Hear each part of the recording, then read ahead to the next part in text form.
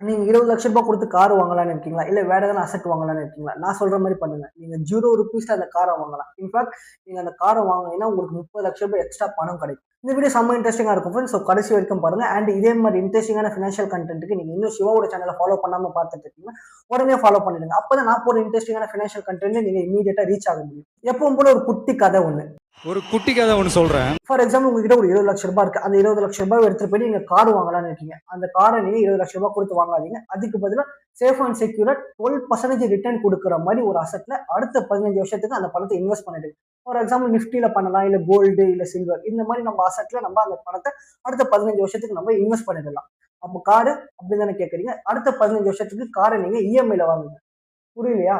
அடுத்த 15 வருஷத்துக்கு நீங்க 11% இன்ட்ரெஸ்ட் பே பண்ற மாரி அந்த கார இஎம்ஐல எடுத்துக்கோங்க. மாசத்துக்கு நீங்க 20,000 to 25,000 இஎம்ஐ பே பண்ற மாரி பார்த்துக்கோங்க. என்ன சிவா சொல்ற? என்கிட்ட காசு இருக்கும்போது அத எடுத்துட்டு போய் நான் எதுக்கு இன்வெஸ்ட் பண்ணணும்? எதுக்கு கார இஎம்ஐல வாங்கணும்? எனக்கு தேவையில்லாம நான் இன்ட்ரெஸ்ட் தானே பே பண்ணுவேன்.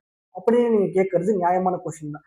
அடுத்த 15 வருஷத்துக்கு நீங்க அந்த கார் இஎம்ஐல வாங்குறதுனால ₹20,00,000 கார நீங்க ₹40,00,000 குடுத்து வாங்குவீங்க. விச் மீன்ஸ் நீங்க ₹20,00,000 எக்ஸ்ட்ராவே இன்ட்ரெஸ்ட் பே பண்ணி நீங்க அந்த கார வாங்குவீங்க.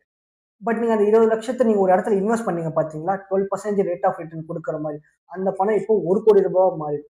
ஸோ உங்ககிட்ட இப்போ ₹1,00,00,000 இருக்கும். அந்த ₹1,00,00,000 வச்சு நீங்க அந்த ₹40,00,000 அந்த காருக்கு நீங்க செட்டில் பண்ணா கூட மீதி உங்ககிட்ட ₹60,00,000 உங்ககிட்ட பணம் இருக்கும். இது என்ன இது? இந்த சினாரியோல பார்த்தீங்கன்னா, நீங்க நெனச்ச மாரி உங்ககிட்ட காரும் இருக்கு. அதே நேரத்துல உங்ககிட்ட ₹60,00,000 பணமும் இருக்கு. பட் நீங்க வெறும் அந்த ₹20,00,000 எடுத்துட்டு நீங்க கார் வாங்குனீங்கன்னா, உங்ககிட்ட கார் மட்டும் தான் இருக்கும். உங்ககிட்ட பணம் இருக்காது.